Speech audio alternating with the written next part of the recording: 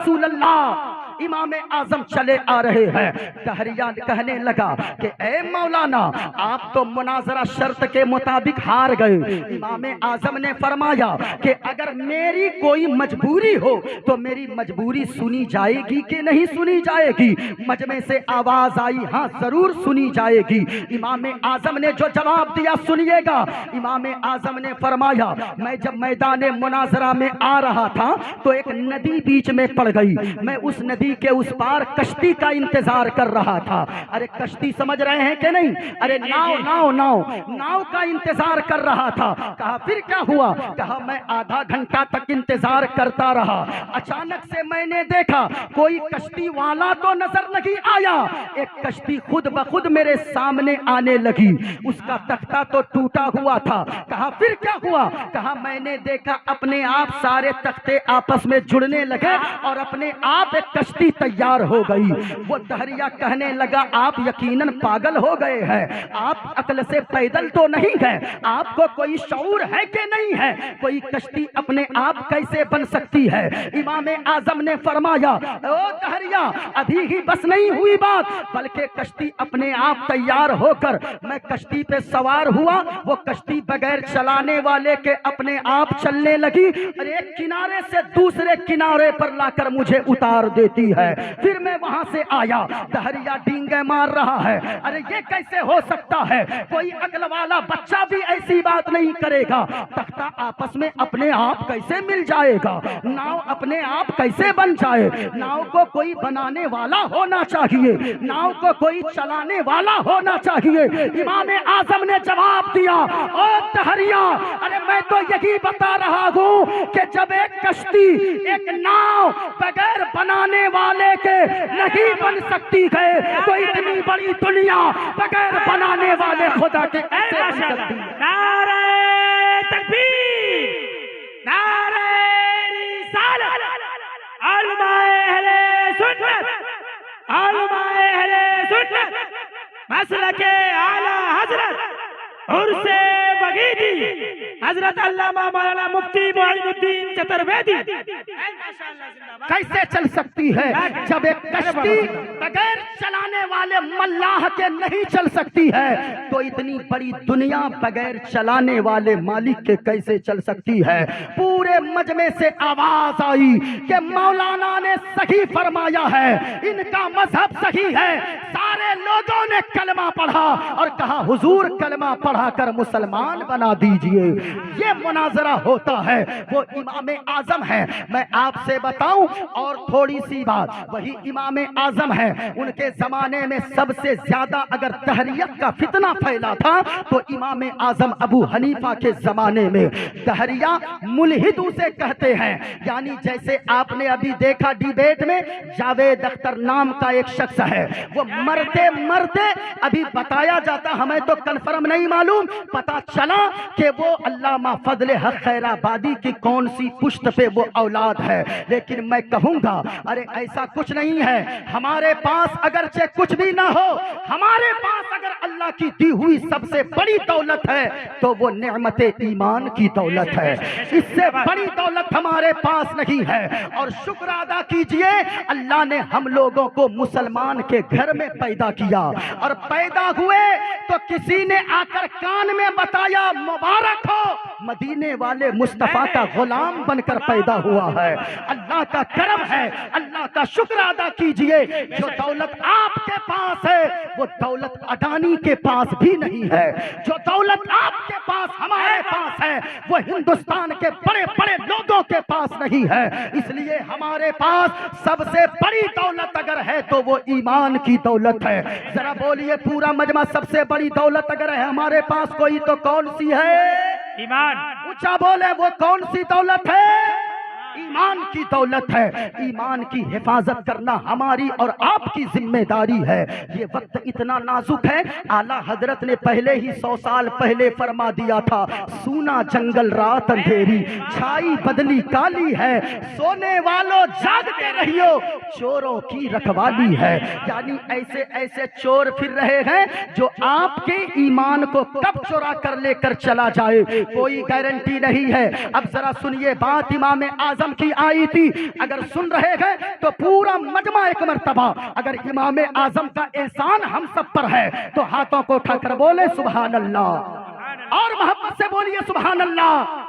सुनिए, वही इमाम आजम अबू हनीफा का दौर है। इमाम आजम अबू हनीफा रास्ते से गुजर रहे हैं, कुछ लोगों की भीड़ लगी हुई है। एक बात को तो आपने समझ लिया, जब कोई कश्ती, जब कोई नाव बगैर बनाने वाले के ना बन सके तो इतनी बड़ी कायनात बगैर बनाने वाले के कैसे बन सकती है। जब एक कश्ती बगैर चलाने वाले के नहीं चल सकती है तो इतनी बड़ी दुनिया बगैर चलाने वाले खुदा के कैसे चल सकती है। अब जरा सुनिए, इमाम आजम अबू हनीफा का दौर है। डिबेट डिबेट चिल्लाने वालों, जो लोग ये कहते हैं हमारी जमात में आलिम नहीं है, आप कभी डॉक्टर फजलुल्लाह चिश्ती साहब के बयान को सुनो। कभी अगर आपको ये यकीन है तो आप शेख सिराज चिश्ती के बयान को जाकर सुनो। आपको अगर यकीन न हो, आज हमारे यहाँ स्टेज पर मेरे कुछ देर के बाद जो शख्सियत आने वाली है, अल्लामा मुफ्ती गुलाम जीलानी अजहरी को आप सुनकर यहाँ से जाना, तब आपको पता चलेगा कि मदरसे ने आपको क्या दिया है। अरे कॉलेज में 80% बच्चे पढ़ते हैं, लेकिन मदरसे में तो कितने परसेंट बच्चे पढ़ते हैं। हम तो कहते हैं पूरी कौम को मिलाकर 1% बच्चे मदरसे में तालीम हासिल करते हैं, लेकिन फिर भी मदरसा वहीदिया में आकर हजरत बच्चे को थोड़ा इंग्लिश जरूर पढ़ाइएगा, हजरत बच्चे को हिंदी जरूर पढ़ाइएगा, हजरत बच्चे को मैथ जरूर पढ़ाइएगा।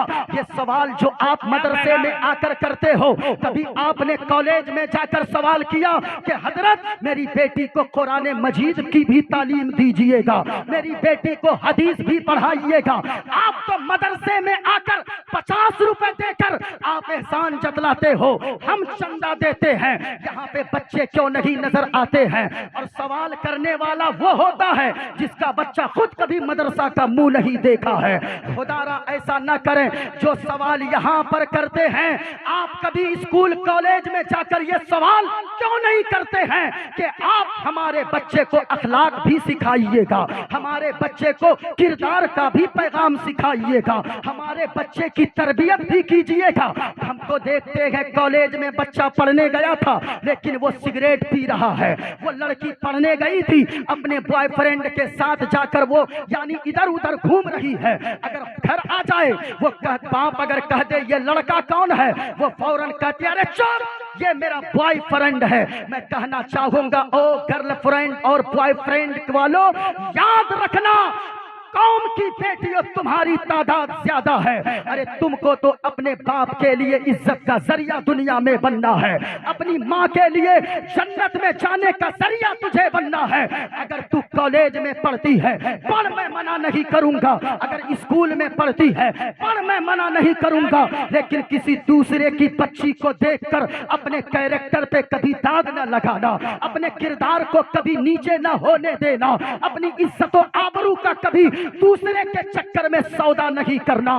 बल्कि तू कॉलेज जाना, जैसे यहाँ कनीज़े फातिमा बनकर बैठी है, कॉलेज जाना।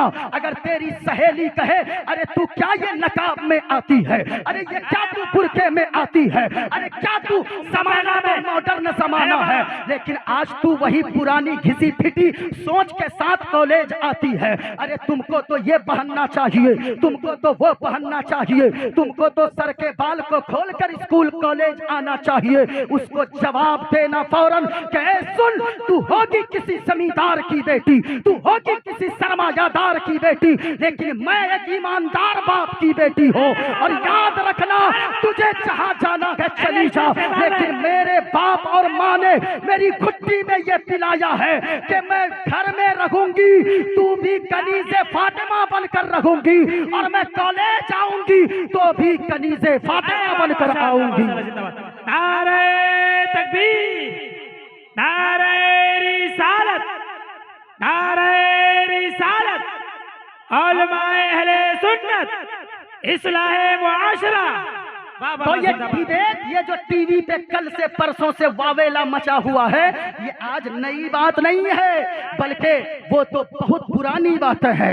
आज से लोगों ने ये दावा नहीं किया है। यही इमाम आजम है, एक रास्ते से गुजर रहे हैं, देखा लोगों की भीड़ लगी है। इमाम आजम अलैहि रज़ियल्लाहु ताला अन्हु वो वहां भीड़ के पास पहुंचे, कहा क्या मामला है? कहा देख टहरिया आया है और वो 3 सवाल लेकर आया है और कह रहा है जो मेरे तीनों सवालों का जवाब दे देगा, मैं अगर कोई मुसलमान जवाब दे मैं उसका मजहब इस्लाम कबूल कर लूंगा, और अगर जवाब नहीं दे पाया बस्ती वालों तो फिर याद रखना तुम लोगों को मेरी माननी होगी, जैसा मैं कहता हूं वैसा ही आपको चलना होगा, इस्लाम को छोड़ना होगा। सारे गांव वाले हक्का बक्का थे। इमाम आजम अबू हनीफा तशरीफ लाए, कहा कि ओ दहरिया बता तेरा सवाल क्या है? दहरिया कहने लगा मेरे 3 प्रश्न है। कहा बोल क्या क्या प्रश्न है? इमाम आजम ने फरमाया जल्दी बोल। दहरिया कहने लगा मेरा पहला प्रश्न ये है अल्लाह है तो इस वक्त अल्लाह क्या कर रहा है? जरा प्रश्न ज़हन में बैठाइएगा। कहा अल्लाह है तो अल्लाह इस वक्त क्या कर रहा है? सारे मुसलमान परेशान थे। इमाम आजम ने फरमाया बोल तेरा दूसरा सवाल क्या है? कहा दूसरा सवाल ये है अल्लाह है तो अल्लाह देखता किधर है? दाएं देखता है या बाएं देखता है? आगे देखता है या पीछे देखता है? ऊपर देखता है या नीचे देखता है? किधर देखता है? दहरिया से इमाम आजम ने फरमाया बोल तेरा तीसरा प्रश्न क्या है? कहा कि मेरा तीसरा प्रश्न ये है अल्लाह है तो अल्लाह से पहले क्या है? इमाम आजम ने फरमाया और कुछ है? कहा नहीं, बस 3 सवालों के जवाब चाहिए, 3 प्रश्न के उत्तर चाहिए। इमाम आजम ने फरमाया ओ दहरिया तू तो कुर्सी पे ऊंची जगह बैठा है, अब जरा सुन, जो सवाल करने वाला होता है सिस्टम ये है कि उसको नीचे बैठना चाहिए और जवाब देने वाले को कुर्सी के ऊपर बैठना चाहिए। ओ दहरिया तू पहले नीचे उतर के आ जा। दहरिया नीचे आया। इमाम आजम अबू हनीफा जाकर कुर्सी पर बैठ गए, फरमाने लगे बोल अब तेरा पहला सवाल क्या है? दहरिया कहने लगा मेरा पहला सवाल ये है, मेरा पहला प्रश्न ये है अल्लाह है तो इस वक्त क्या कर रहा है? इमाम आजम अबू हनीफा ने मचल के जवाब दिया ए दहरिया अब तक तुझे समझ में नहीं आया कि अल्लाह क्या कर रहा है? अरे अल्लाह इस वक्त ये कर रहा है कि अल्लाह ने मुझे इज्जत अता फरमाया तो मुझे कुर्सी पर बैठा रहा है, और तुझे अल्लाह जलील कर रहा है तो कुर्सी से उतार कर नीचे बैठा रहा है। वह तो इज्जत मंतशा वह तो जिल्ल मंतशा, अल्लाह जिसे चाहता है इज्जत देता है, अल्लाह जिसे चाहता है जलील करता है। हमें इज्जत दिया अल्लाह ने, हमें कुर्सी पर बैठा दिया, तुझे जलील किया, कुर्सी से उतार कर जमीन में बैठा रहा है। माशाअल्लाह माशाअल्लाह, जिंदाबाद। जरा सुनिएगा, जरा पूरा मजमा हाथों को उठाकर बोलो सुभान अल्लाह। सुभान अल्लाह। और रहकर पूरा मजमा लब्बैक या रसूल अल्लाह। बुलंद आवाज से किसी का हाथ नीचे न रखे। अगर आपको अपनी माँ से मोहब्बत है, बाप से मोहब्बत है, खानदान से मोहब्बत है और सबसे ज्यादा रसूल पाक से मोहब्बत है तो किसी का हाथ नीचे न रहे। जरा हाथों को उठा लो, पूरा मजमा लहरा कर बोलो लब्बैक या रसूल अल्लाह। और बुलंद आवाज से अरे भाई अगर आप जबान नहीं दे सकते हो, लोगों ने तो अपनी जान तक दे दिया है हुजूर के नाम पे, हमने तो सिर्फ जबान से कहने को कहा है। न संभलोगे तो मिट जाओगे ए हिंदी मुसलमानों, तुम्हारी दास्तां भी न होगी दास्तानों में। जो कौम बोलने वाली होती है उसको उसका मुकम्मल हक दिया जाता है, जो कौम बोलती नहीं है उनकी नस्लें गूंगी होती है। तो जरा पूरा मजमा हाथों को उठाकर बोलो या रसूल अल्लाह, और बुलंद आवाज से या रसूल अल्लाह। अब जरा सुनिएगा, इमाम आजम ने फरमाया बोल तेरा दूसरा प्रश्न क्या है? बोल तेरा दूसरा प्रश्न क्या है? दहरिया कहने लगा मेरा दूसरा प्रश्न ये है अल्लाह है तो अल्लाह देखता किधर है? बाबा से बोलो क्या कहा? अल्लाह है तो अल्लाह, आवाज में अल्लाह है तो अल्लाह देखता किधर है? अरे आपकी आवाज नहीं आ रही, क्या प्रश्न किया? अल्लाह है तो अल्लाह, और ऊंची आवाज में अल्लाह है तो अल्लाह देखता किधर है? अब जरा सुनिएगा, इमाम आजम ने फरमाया ये बता मोमबत्ती देखा है? अरे भाई ये मोमबत्ती है, इसको क्या क्या बोलते हैं आप लोग? अगरबत्ती? अरे बोलो ना क्या बोलते हैं? मोमबत्ती। मोमबत्ती का दौर देखे हैं? ہاں بھائی ابھی بھی تو بہت جگہ کیوں نہیں دیکھیں گے. قبرستان میں کبھی جلائے نہ جلائے, باپ کی قبر پہ جائے گا, ماں کی قبر پہ جائے گا, یہ الحمدللہ نہیں پڑھ پاتا ہے, کلمہ نہیں پڑھ پائے گا, 20 ٹھو اگربتی چاروں طرف سے گاڑ دے گا, موم بتی چاروں طرف سے گاڑ دے گا. بھائی ایک موم بتی اور کہاں چاروں طرف موم بتی جلانا, یہ فضول خرچی ہے. کبھی علماء نہیں کہیں گے کہ کچھ لوگ تو جا کے باپ کے ماتھے پہ گاڑ دیتا ہے, ہاں سر پہ گاڑ دیتا ہے. اب بتاؤ ایک باپ تو ایسے پتہ نہیں کس حال میں ہے, اوپر سے جا کے اور موم بتی ڈال دیا. دیکھ کے اعلیٰ حضرت نے فرمایا فتویٰ یہ ہے, مسئلہ یہ ہے, اگر اگربتی بھی خوشبو کے لیے جلانی ہو تو کم سے کم قبر سے 2.5 ہاتھ کی دوری پر جلاؤ, قبر پہ مت گاڑو. اور ایک مٹھا جلانے کی ضرورت نہیں ہے, بلکہ 1-2 اگربتی خوشبو کے لیے جلا دو. وہ بتی چاروں طرف گھما گھما کے ایسا لگتا ہے نا, دور ہی سے قبرستان کو دیکھیے گا, کچھ نہیں نظر آئے گا, لگے گا کہ باپ رے سب کی قبر پہ ایک دم نور برس رہا ہے. اچھا ہاں بھائی شب برات ہی کی بات کر رہے ہیں, اور ابھی شب برات آنے والی ہے.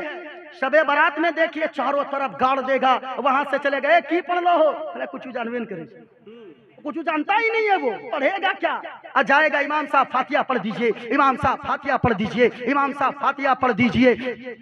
زمین لے گا تم, مکان باپ کا تم لے گا, گاڑی باپ کی تم لے گا. اب فاتحہ امام صاحب پڑھیں گے, فاتحہ جا کے قبر پہ امام صاحب پڑھیں گے. میں کہنا چاہوں گا کم سے کم اپنے بچوں کو اتنا قرآن پڑھا دیں, قرآن کی تعلیم اتنی سی دے دیں, آپ کا بیٹا کسی کا محتاج نہ رہے. اور یاد رکھیے گا ایک مفتی صاحب اس درد کے ساتھ دعا نہیں کر سکتے ہیں جس انداز میں آپ کا بیٹا درد کے ساتھ دعا کر سکتا ہے. اور یاد رکھیے ایک مولانا کی دعا بعد میں, ایک مفتی صاحب کی دعا بعد میں, قاری صاحب کی دعا بعد میں, اگر کوئی بیٹا باپ کی قبر پہ جا کے فاتحہ پڑھ دے, رب کی رحمت جھوم جاتی ہے, آواز آتی ہے, اے فرشتوں گواہ ہو جاؤ اس کے بیٹے نے مجھے پاک کہہ کے پکارا ہے, تو میں نے اس کے باپ کو بھی گناہوں سے میں نے پاک کر دیا ہے,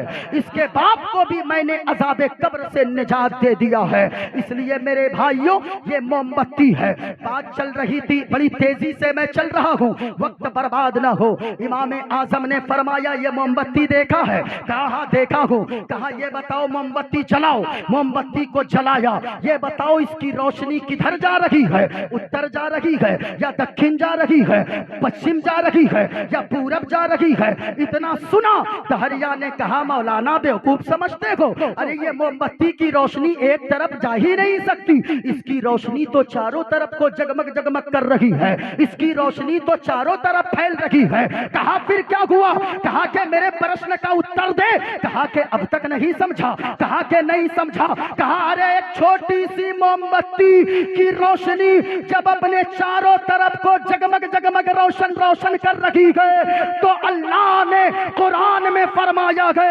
اللہ نور السماوات والارض, اللہ کا نور زمین میں بھی ہے, آسمان میں بھی ہے, ساری کائنات میں. زندہ باد زندہ باد, نعرہ تکبیر, نعرہ رسالت, پیغام اسلام, پیغمبر اسلام.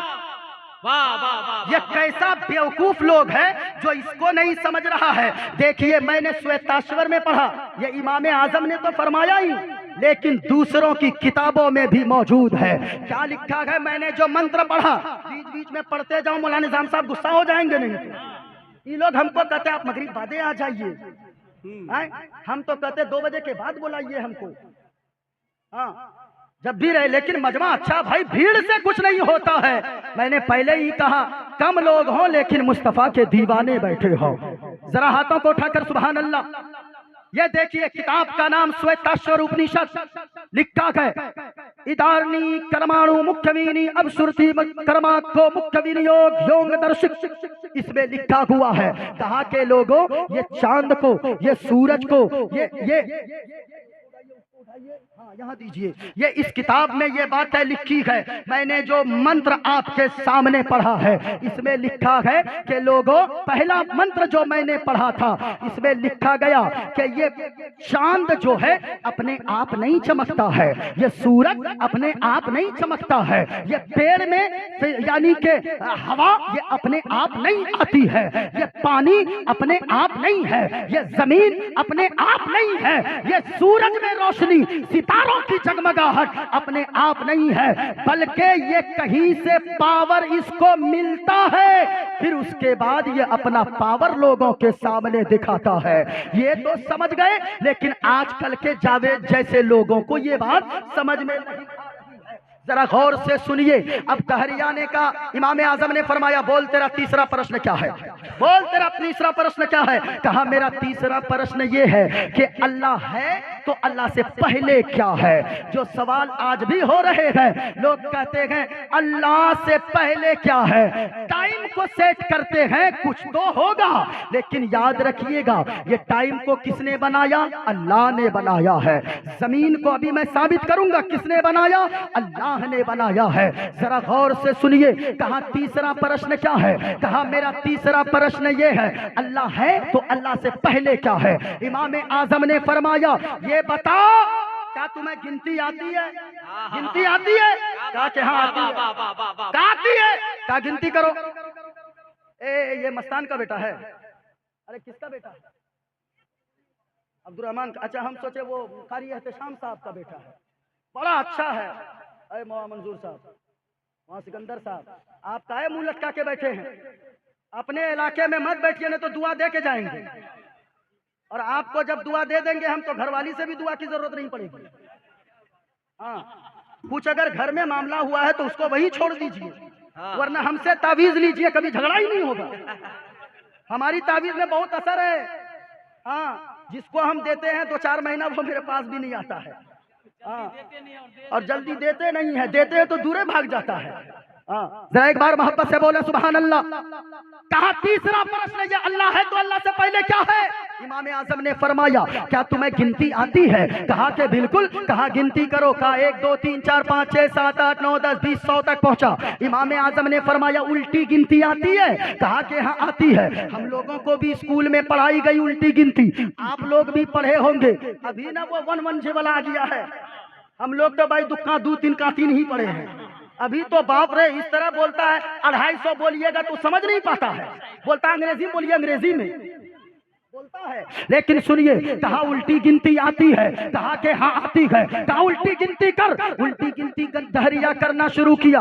100 99 98 97 96 95 94 93 92 91 90 89 88 87۔ وہ کہا اور آگے بڑھ۔ آیا 80 70 60 50۔ کہا اور آگے بڑھ۔ 40 30 30 19۔ کہا اور آگے بڑھ، اور آگے بڑھا۔ کہا 10 9 8 7۔ کہا اور آگے بڑھ۔ کہا کہ اور آگے بڑھوں۔ کہا 5 4 3 2 1۔ کہا اور آگے بڑھ۔ کہا اے مولانا ہمیں جاہل سمجھتے ہو؟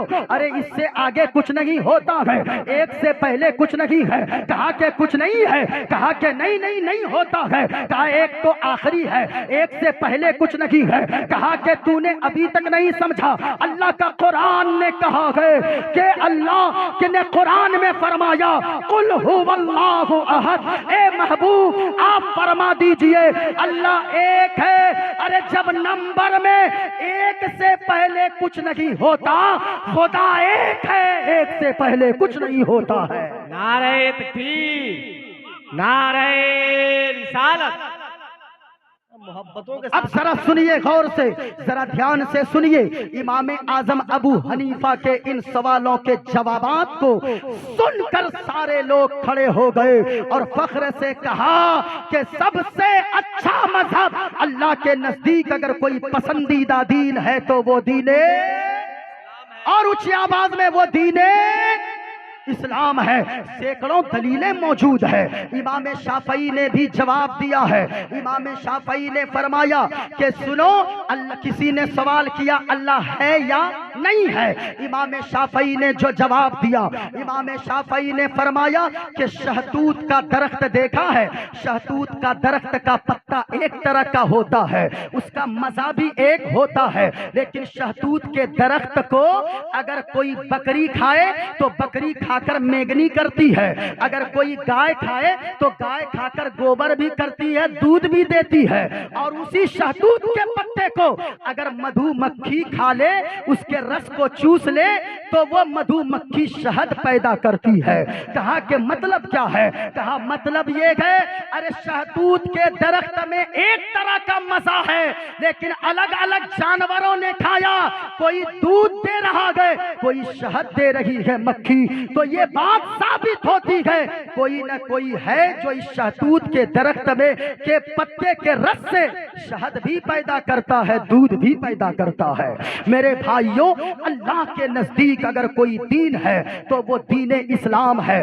ذرا اور خلاصہ کرتے چلوں ورنہ تو لوگ کہیں گے بھائی ادھر پڑھا ادھر گیا، ذرا غور سے سنیے گا۔ اچھا ایک بات اور سنیں، میں نے ایک چیز کا کہا، ارتداد، بڑھتے ہوئے ارتداد کو کیسے روکا جائے، مطلب آپ نے سمجھا؟ یعنی اگر کوئی سوال کرے آپ سے کہ ارے اللہ ہے ہی نہیں، اللہ اگر ہے تو کوئی دلیل دو، تو آج ٹی وی کے ڈیبیٹ والے بعد میں دلیل دیے ہیں، ہمارے بزرگوں نے کہ مناظرے کو اٹھا کر دیکھے، سیرت کو پڑھیں، سینکڑوں دلیلیں آپ کو مل جائے گی۔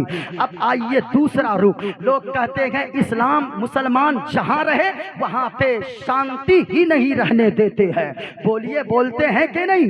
یہاں تک کہ لوگ چڑھاتے ہیں شانتی دودھ، کہتے ہیں ارے یہ تو قوم ایسی ہے جہاں رہے جینا حرام کر دے، لوگ کہتے ہیں جہاں مسلمان رہے وہیں پہ دھماکہ ہوتا ہے، جہاں مسلمان رہے وہیں پہ خلفشار ہوتا ہے، جہاں مسلمان رہے وہیں پہ آندیاں چلتی ہے۔ میں کہنا چاہوں گا ارے تم نے اسلام کو پڑھا نہیں ہے، تم نے اسلام کو سمجھا نہیں ہے۔ اسلام تو یہ درس دیتا ہے کہ خود نہ کھاؤ لیکن سب سے پہلے اپنے پڑوسی کا خیال رکھو، اگر کوئی پڑوسی کا خیال نہیں کرتا ہے تو میں کہتا ہوں کہ وہ مسلمان سچا مسلمان کہلانے کے لائق ہی نہیں ہے، کیونکہ حضور نے فرمایا ہے وَأَحْسِنْ إِلَىٰ جَارِكَ تَكُنْ مُؤْمِنًا، کہ اپنے پڑوسی کے ساتھ اچھا سلوک کر لو تم کامل ایمان والا بن جاؤ گے۔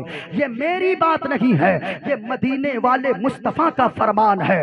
اللہ کے نبی فرماتے وَأَحْسِنْ إِلَىٰ جَارِكَ تَكُنْ مُؤْمِنًا، اللہ کے نبی فرماتے ہیں اپنے پڑوسی کے ساتھ صرف یجروید، اتھروید، گیتا، پران، رامائن یہ پڑھنے سے اسلام نہیں پھیلے گا، اگر اسلام پھیلے گا تو ہمارے کردار کے ذریعے اسلام پھیلے گا۔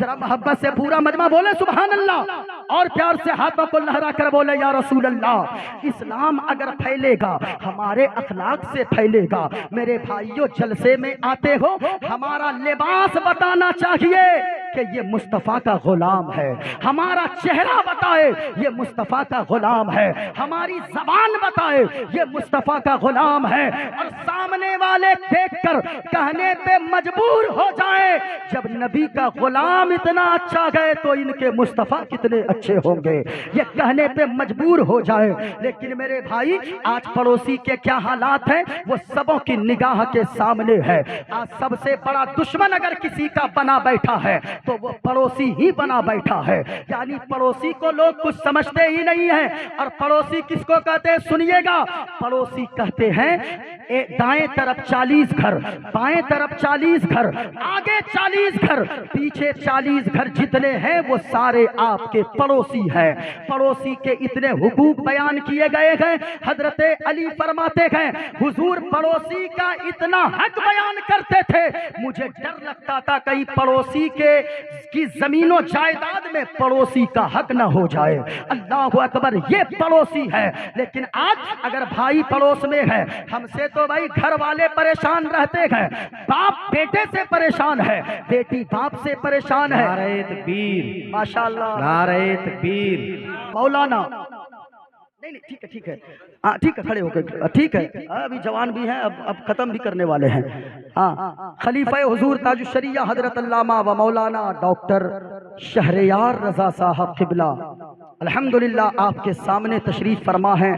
حضرت کے تعلق سے آپ کو تو پتا ہے، یہ آپ سب کی، ہم سارے لوگوں کی دعائیں ہیں، سبوں کی آپ لوگوں کی دعائیں ہیں کہ حضرت پھر سے آپ کے سامنے ہے۔ الحمدللہ دعا کریں اپنی جماعت کے اس ہیرے کو اللہ تعالیٰ سلامت رکھے، حق بولنے والا اور پر وقت بولنے والا خطیب اگر کوئی اس وقت ہے آپ کے سامنے ہیں، خلیفہ حضور تاج الشریعہ علامہ ڈاکٹر شہریار رضا صاحب قبلہ ہے، جن کی خطابت کے ذریعے نہ جانے کتنے لوگوں کی زندگی میں ایک انقلاب پیدا ہو گیا ہے۔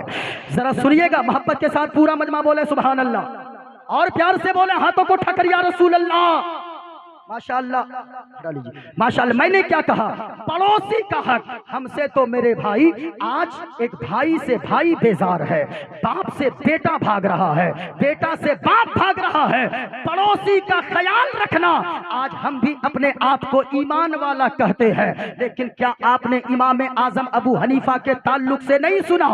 امام اعظم ابو حنیفہ ہے، اللہ اکبر، امام اعظم کے ابو حنیفہ کے گھر کے بغل میں جس کا گھر ہے وہ ایک شرابی کا گھر ہے، اور وہ اتنا بڑا شرابی ہے کہ امام اعظم ابو حنیفہ دارالقضا سے تشریف لاتے، امام اعظم ابو حنیفہ رات کو نماز کے لیے کھڑے ہوتے، جیسے ہی نماز پڑھنے گھر میں کھڑے ہوتے، بغل کے گھر سے وہ شرابی گالیاں دینے لگتا، پوری رات گالیاں بکتا، جب گالیاں دے دے کے تھک جاتا تب وہ سو جاتا۔ امام اعظم ابو حنیفہ کی لیکن یہ معاملہ سنیں، امام اعظم ابو حنیفہ نے کبھی ان کے خلاف شکایت درج نہیں کروائی، بلکہ امام اعظم ابو حنیفہ ایک مرتبہ دارالقضا سے گھر تشریف لائے تو امام اعظم ابو حنیفہ نے اپنی بیوی سے کہا، آج ہمارے بغل کے پڑوسی کے گالی دینے کی آواز نہیں آ رہی ہے، کیا بات ہے؟ کچھ ہو تو نہیں گیا؟ لیکن سنیے گا، بیوی کہنے لگی کہ آج وہ گالیاں بک رہا تھا شراب پی کر، کچھ لوگوں نے جا کر تھانے میں شکایت کی، اور شکایت کے بعد پولیس آئی، اس کو پکڑ کے لے کر گئی ہے، جیل کے اندر ڈال دی ہے پولیس۔ اللہ اکبر، سنیے گا، امام اعظم ابو حنیفہ کی عادت یہ رہی، امام اعظم ابو حنیفہ بے چین ہو گئے اور فرماتے تھے امام اعظم ابو حنیفہ، اے میری بیوی، ارے اپنے بچوں کے لیے بعد میں کھانا بنواؤ، پہلے میرے پڑوسی کے گھر میں ان کے بچوں کے لیے کھانا بھیج دو۔ بیوی کہتی وہ تو شرابی ہے، کہتا امام اعظم ابو حنیفہ فرماتے بیوی، ارے وہ میرا پڑوسی ہے، میں جانتا ہوں وہ شرابی ہے، وہ دن بھر نشے میں رہتا ہے، کماتا کچھ نہیں ہے، اس لیے ان کے بچے بھوکے نہ سو جائیں، اور میرا پڑوسی ہونے کا یہ حق ہے کہ میرے بچے بعد میں کھانا کھائیں، پڑوسی کے بچے پہلے کھانا کھا لیں، پڑوسی کے بچے کہیں بھوکے نہ رہے۔ جب یہ پتا چلا امام اعظم ابو حنیفہ بے چین ہو گئے، رات بھر سوئے نہیں۔ ہماری طرح کوئی ہو، نادر بھائی سے ہم کہیں کہ حضرت اچھا ہوا بڑا بڑی گالیاں بکتا تھا، دو چار ڈنڈے پولیس کی کھائے گا، دو چار مہینہ جیل میں رہے گا، دماغ ٹھکانے پہ یعنی آ جائے گا۔ اللہ اکبر، اتنا سنا امام اعظم نے کہ جیل کے اندر ہے، پولیس لے گئی ہے، امام اعظم ابو حنیفہ بے چین ہو گئے۔ رات میں امام اعظم ابو حنیفہ کسی طرح رات گزارتے ہیں، صبح سویرے پہنچ گئے جیل کھانے پہ۔ امام اعظم کو دیکھتے ہی جیل کے داروغہ نے کہا حضرت سب خیریت تو ہے؟ کہا کہ سب خیریت ہے۔ کہا کہ آپ یہاں جیل کے پاس کیوں آئے ہیں؟ امام اعظم ابو حنیفہ نے فرمایا مجھے پتا چلا ہے کہ میرا ایک پڑوسی آپ کے یہاں قید کے اندر ہے، اسی کا ضامن بن کر ضمانت لینے کے لیے میں آپ کے یہاں آیا ہوں۔ اللہ اکبر، اتنا سنا جیلر نے کہا حضرت ایک آپ تو نیکوکار، وہ کہاں شرابی، آپ تو پاک و صاف اور کہاں وہ ناپاک، اس کے لیے آپ ضمانت لینے آئے گئے؟ دنیا سنے گی تو کیا کہے گی، لوگ سنیں گے تو کیا کہیں گے؟ امام اعظم ابو حنیفہ نے فرمایا اے داروغہ، ارے وہ شرابی بعد میں گئے، وہ جواری بعد میں گئے، میرا پڑوسی پہلے ہے، میرا پڑوسی پہلے ہے۔ میں شرابی کی ضمانت کے لیے نہیں آیا، میں جواری کی ضمانت کے لیے نہیں آیا، بلکہ میں آیا ہوں تو اپنے ایک پڑوسی کی ضمانت کے لیے آیا ہوں۔ اللہ اکبر، یہ ہے پڑوسی کا حق، یاد رکھیے گا۔ آج بھی ضروری ہے، سینکڑوں جلسے سن رہے ہیں، بھائی بھائی میں اختلاف ہے، باپ بیٹے میں اختلاف ہے، بہن بہن میں اختلاف ہے، کیا چیز لے کر دنیا سے جائیں گے؟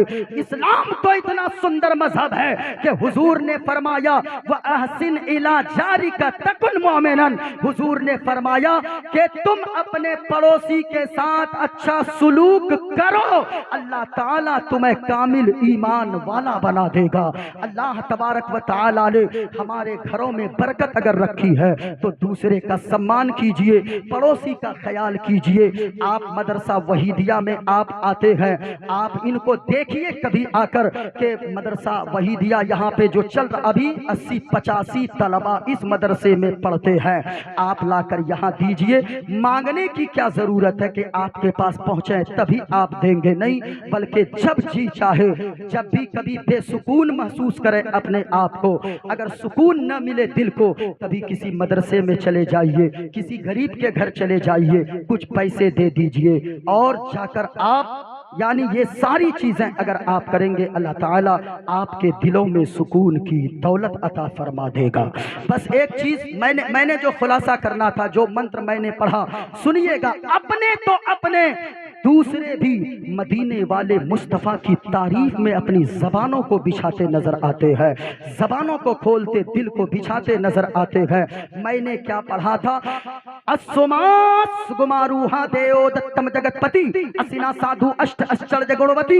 ایک ہندو کہتا ہے کہ لوگوں، حضور ایسے گئے کہ ان کے اندر تو لاکھوں کروڑوں بے انتہا خوبیاں ہیں، لیکن مجھے 8 خوبیاں ایسی لگی کہ میں ان کا دیوانہ ہو گیا۔ سبحان اللہ، ذرا محبت سے بولے نا سبحان اللہ۔ کہا پہلی خوبی یہ ہے گری نیل گندھا، وہ محبوب اتنی شان کے مالک ہے، گری نیل گندھا، وہ جس راستے سے گزرتے ہیں وہ راستہ خوشبودار ہو جاتا ہے۔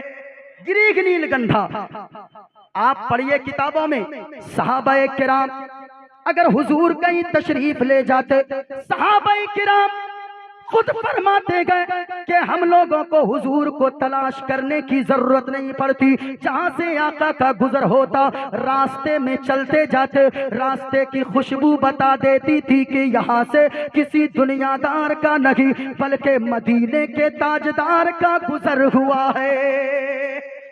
گریک نیل گندھا، اور آگے کہتا ہے اتی جوتی میں پرکاشم، وہ محبوب ان کے چہرے سے اتنا نور نکلتا ہوگا، اتنا نور نکلتا گئے، اتنا نور پھوٹتا تھا کہ ان کے چہرے کے نور سے صرف کمرہ ہی نہیں بلکہ چاروں طرف جگمگ جگمگ روشن روشن ہو جاتا ہے۔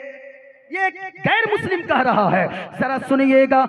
حضرت حلیمہ سعدیہ کا بیان ہے، حضرت حلیمہ سعدیہ خود فرماتی گئے کہ میں حضور کو لے کر جب اپنے گھر پہ آئی تو میں کیا دیکھتی ہوں، حضور کے چہرے سے اتنا نور چمک رہا تھا، اتنا نور نکل رہا تھا، حضور کا چہرہ مبارک اتنا چمک رہا تھا کہ میں نے اپنے گھر کے چراغ کو بند کر دیا، اور اتنی روشنی سرکار صلی اللہ علیہ وسلم کے چہرے سے پھوٹ رہی تھی کہ صبح سویرے محلے کی عورتیں آ گئی اور آ کر کہنے لگی، اے حلیمہ یہ بتاؤ تم نے کون سا خاص قسم کا چراغ جلایا کہ رات میں تمہارے گھر سے اتنی روشنی نکل رہی تھی کہ تیرے گھر کی نکلی ہوئی روشنی سے چاروں طرف جگمگ جگمگ کر رہا تھا، تم نے کون سی روشنی جلائی تھی؟ حضرت حلیمہ سعدیہ فرماتی گئے، اے عورتوں سنو سنو، میں نے کوئی خاص چراغ کا اجالا نہیں کیا بلکہ جو چراغ گھر میں گئے اسے بھی میں نے بجھا دیا۔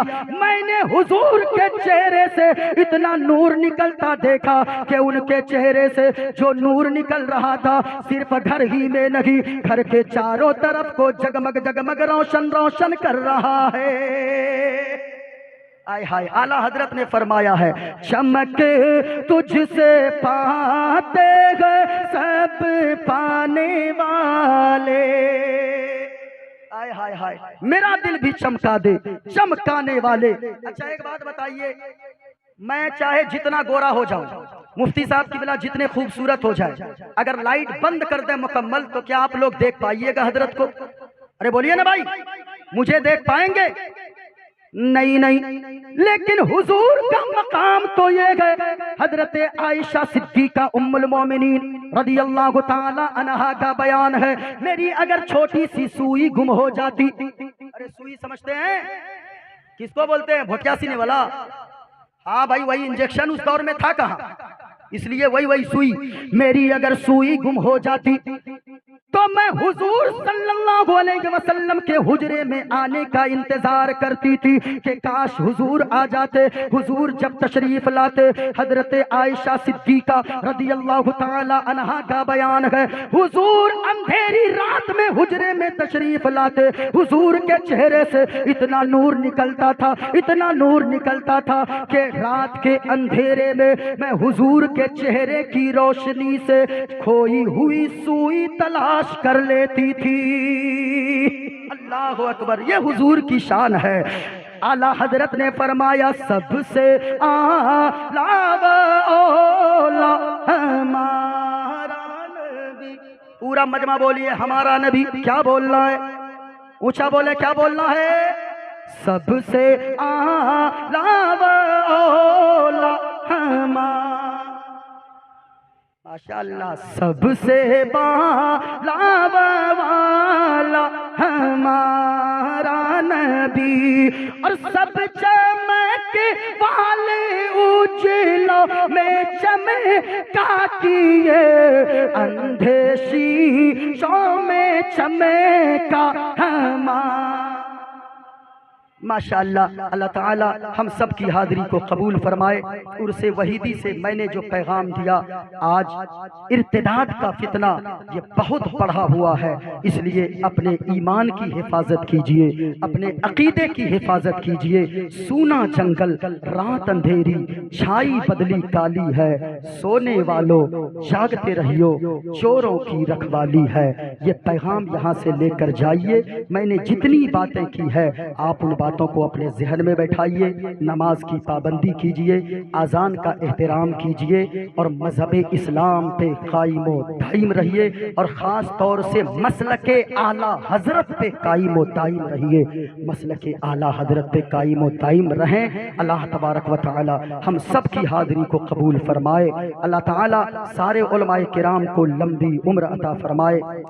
حضور خلیفہ حضور تاج الشریعہ علامہ ڈاکٹر شہریار رضا صاحب قادری قبلہ کو اللہ تعالی صحت و تندرستی عطا فرمائے. اللہ تعالی سارے علماء کی حفاظت فرمائے. مدرسہ وحیدیہ میں بڑی محنت ان لوگوں نے کی ہے. حافظ قاری احتشام صاحب قبلہ اور ان کے بھائی مولانا تسلیم صاحب، مولانا نظام صاحب، اللہ تبارک و تعالی ان سبوں کو سلامت رکھے اور خوب ان لوگوں سے دین کا کام اللہ تعالی لے. وآخر دعوانا ان الحمدللہ رب العالمین. پورا مجمع پڑھیں استغفر اللہ رب